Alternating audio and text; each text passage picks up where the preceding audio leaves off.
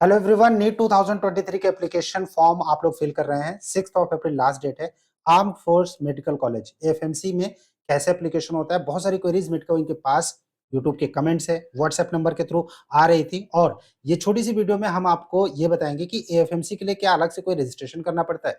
MBBS के course में अगर आपको एडमिशन चाहिए एएफएमसी यानी आर्म्ड फोर्स मेडिकल कॉलेज में, जो कि पुणे में है, तो फिर आपको क्या अलग से कोई फॉर्म भरना पड़ेगा? कौन कौन कैंडिडेट एलिजिबल है, मिनिमम एलिजिबिलिटी क्राइटेरिया क्या है, 2022 में क्या कट ऑफ गया था, मिनिमम किस मेरिट पर, किस रैंक पर और किस मार्क्स पर जो है वो कैंडिडेट्स को बॉयज प्लस गर्ल्स में शॉर्टलिस्ट किया गया था 2022 में। 2023 में क्या एक्सपेक्टेड रहेगा एफएमसी में एडमिशन के लिए, एमबीबीएस के लिए मिनिमम मार्क्स कितने रिक्वायर्ड होंगे, कंप्लीट डिटेल इस छोटे से वीडियो में आप मेडकविंग के साथ बने रहिए। चैनल को सब्सक्राइब जरूर कर दीजिएगा ताकि फ्यूचर के अपडेट्स आपको नॉन स्टॉप लगातार मिलते रहें। मेडकविंग का जो ऑफिशियल टेलीग्राम चैनल है ऑफिशियल मेडकविंग के नाम से, उसको ज्वाइन करने का लिंक प्लस मेडकविंग के ऐप को डाउनलोड करने का लिंक वीडियो के डिस्क्रिप्शन में है। नीट 2023 में काउंसलिंग से रिलेटेड अगर आपको कोई भी हेल्प चाहिए तो फिर आप ज्वाइन कीजिए टेलीग्राम का चैनल या फिर डाउनलोड कीजिए मेडकविंग का ऐप जो कि अवेलेबल है गूगल प्ले स्टोर पर। बात करते हैं एफएमसी की। Guide arm force medical college में अगर एलिजिबिलिटी क्राइटेरिया की हम बात करें तो मिनिमम एज जो है, एज का क्राइटेरिया सबसे मेन इंपॉर्टेंट है यहाँ पर। 17 ईयर्स मिनिमम एज है, राइट, लेकिन 24 ईयर्स जो है वो मैक्सिमम एज है। मतलब 24 ईयर्स के ऊपर अगर आप है तो फिर आप एएफएमसी में एडमिशन लेने के लिए एलिजिबल नहीं रहेंगे, राइट। और वहीं पर बात करें कि जो इसमें एमबीबीएस का एडमिशन होता कैसे। गाइज एएफएमसी में एडमिशन नीट के स्कोर पर होता है, अलग से कोई भी फॉर्म आपको अप्लाई करने की जरूरत नहीं है, राइट। और अगर हम बात करें कि जो काउंसलिंग है, काउंसलिंग कैसे होगी, देन गाइज एमसीसी की जो काउंसलिंग होती है, मेडिकल काउंसलिंग कमेटी की, यानी ऑल इंडिया कोटा की जो काउंसलिंग होगी, उसमें जब आप फॉर्म अप्लाई करेंगे ऑल इंडिया कोटा के लिए, उसी समय एक ऑप्शन आता है। जब आप अप्लाई करते हैं तो वहां पर एक ऑप्शन आता है फर्स्ट राउंड की काउंसलिंग में, do you want to participate in AFMC.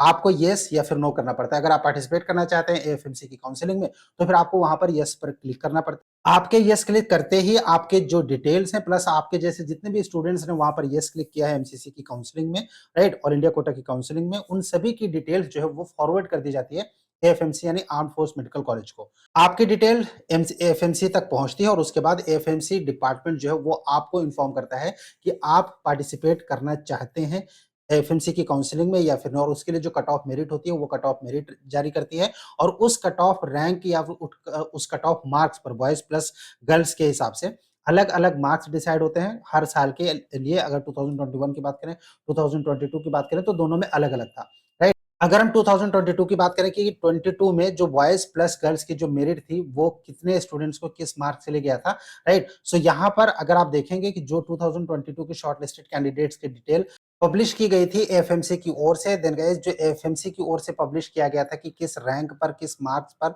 Shortlist किया गया है। देन बॉयज के लिए ये जो कट ऑफ गया था ये 2022 में था 616 स्क्रीनिंग के लिए जिनको बुलाया गया था, और गर्ल्स के केस में यह था 641, राइट। यानी 641 प्लस उसके ऊपर के जो मार्क्स के स्टूडेंट थे गर्ल्स में उनको बुलाया गया था स्क्रीनिंग के लिए, और जो बॉयज में थे बॉयज में 616 या फिर उसके प्लस के जो कैंडिडेट्स थे उनको ही स्क्रीनिंग के लिए बुलाया गया था। और ऐसे कैंडिडेट जब वहां पर पहुंचते तो फिर उनका एक टॉयलेट टेस्ट होता है, उसके बाद एक इंटरव्यू होता है, राइट, और मेडिकल चेकअप होता है। उसके बाद फाइनल एडमिशन की जो लिस्ट होती है वो प्रिपेयर की जाती है और उसको पब्लिश किया जाता है एएफएमसी की वेबसाइट पर।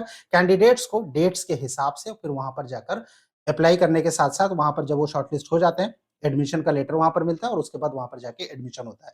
और जो पहली लिस्ट जारी होती है उसके बाद अगर उसमें से एक या दो कैंडिडेट या चार कैंडिडेट ने अगर ज्वाइन नहीं किया तो फिर जो वेटिंग लिस्ट होती है वहां से टॉप कैंडिडेट्स को बुलाया जाता है एएफएमसी में एडमिशन के लिए, जो खाली सीट बचती है, राइट। और ये जो एएफएमसी के लिए नॉमिनेशन होता है ये एमसीसी की काउंसलिंग में राउंड 1 में ही होता है, सेकंड राउंड में या फिर मॉपअप राउंड में इस तरह की कोई भी जो फैसिलिटी है एएफएमसी को चूज करने का वो नहीं दिया जाता, राइट। सो अगर आप एएफएमसी में अप्लाई करना चाहते हैं तो फिर आपको नीट का जो एग्जाम है वो तो देना ही पड़ेगा, जाहिर सी बात है। इसमें मार्क्स आपको बॉयज या फिर गर्ल्स के हिसाब से जो यहाँ पर मेंशन इससे ऊपर लाने पड़ेंगे, प्लस साथ ही साथ आपको एमसीसी की जो वेबसाइट है mcc.nic.in ऑल इंडिया कोटा की जो काउंसलिंग होती है एमसीसी की वेबसाइट पर आपको अप्लाई करना पड़ेगा। लेकिन वो एप्लीकेशन अभी नहीं होगा, वो एप्लीकेशन होगा जब एमसीसी की काउंसलिंग होगी नीट के रिजल्ट आने के कम से कम 1 महीने बाद, राइट।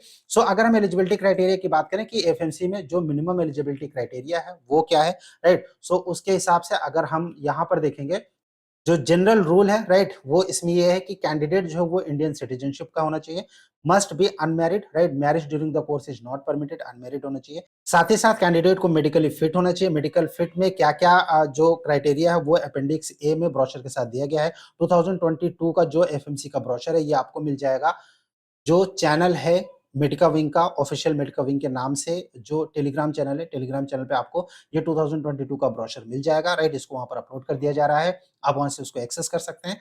एज क्राइटेरिया की अगर हम बात करें देन 17 इयर्स जो है वो मिनिमम प्लस 24 इयर्स जो है वो मैक्सिमम होना चाहिए, राइट? सो ये जो ब्रोशर है, ब्रोशर को आप एक बार ज़रूर देख लीजिएगा, राइट? आपका कोई क्वेश्चन होता है, कुछ पूछना चाहते हैं, आप हमें कमेंट बॉक्स में कमेंट कर सकते हैं, राइट? अगर हम कट ऑफ की बात करें जो हमने आपसे डिस्कस किया 616 for boys and 641 for girls in 2022 सो 2023 की अगर हम बात करें तो ज़ाहिर-सी बात है कि इससे ऊपर मार्क्स अगर आप रख के चलेंगे, तो ही आपके लिए सेफ रहेगा एफएमसी के लिए।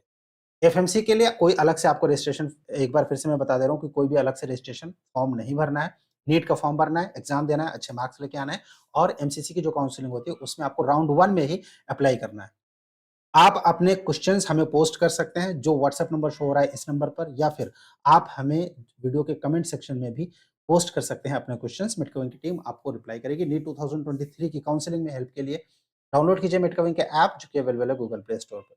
Stay tuned with us. Thank you for watching मेडकविंग। Thanks a lot. कोई भी सपना साकार करने के लिए सबसे जरूरी है सही कोच का होना। चुनिए मेडिकल विंग को और करें अपने नीट काउंसलिंग का सपना साकार। Download the app now.